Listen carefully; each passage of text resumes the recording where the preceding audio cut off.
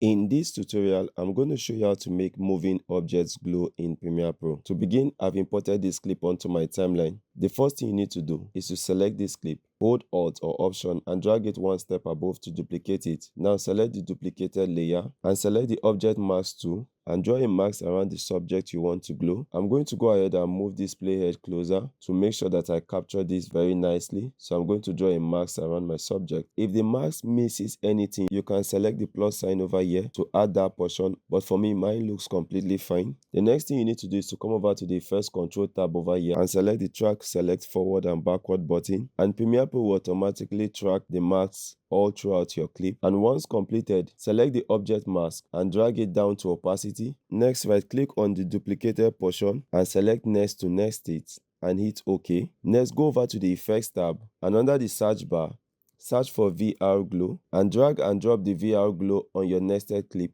and go over to the effects control tab. Under the VR glow, select use tint color, pick tint color and select the color of glow you prefer. I'm going to select green and hit OK. Set the luma threshold to 0 and reduce the glow radius. I'm going to leave mine as 28 and reduce the brightness and the saturation to your liking. And that's it guys on how to make moving objects glow in Premiere Pro.